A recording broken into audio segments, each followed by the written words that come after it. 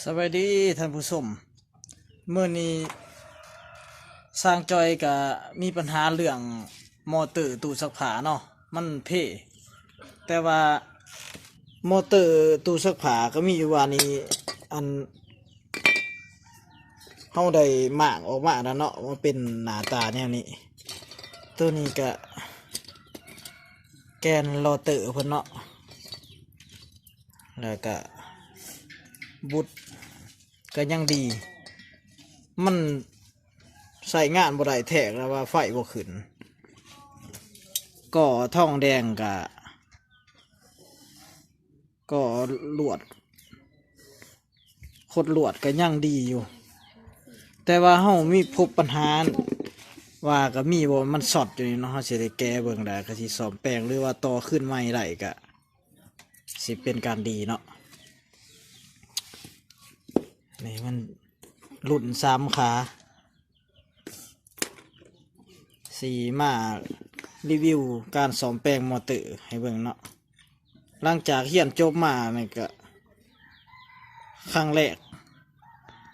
สิได้แปลงมอเตอร์นี่ล่ะ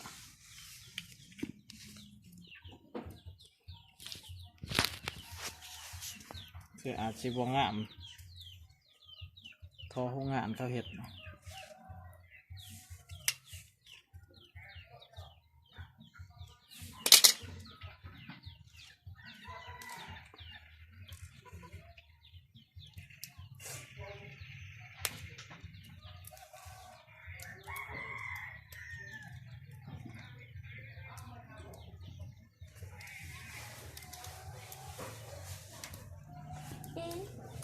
เอาขึ้นไปปกติลมอีก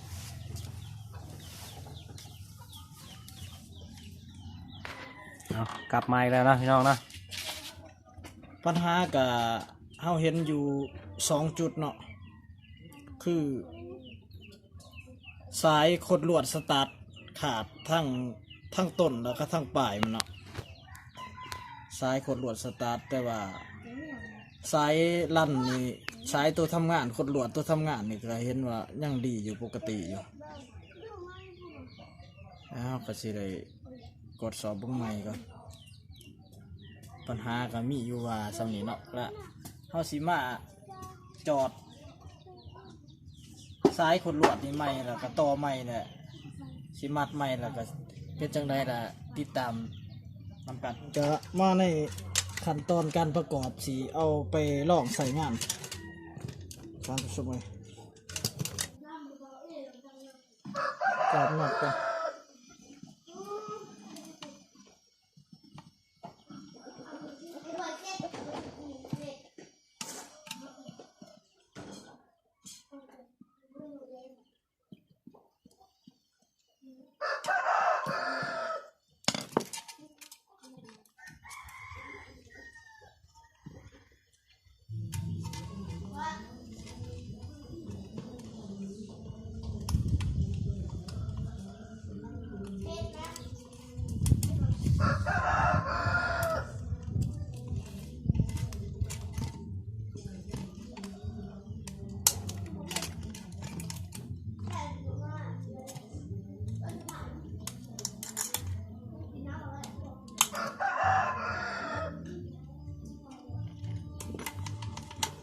เรียบร้อยเนาะแล้วเราจะไปใส่กันเลยแล้วเนาะวันนี้แล้วเอาไปลอกมาก่อนละโอเคหรือว่าจะสิถ่ายให้ใหม่อีกวันหนึ่งให้เบิ้งอีกวันหนึ่ง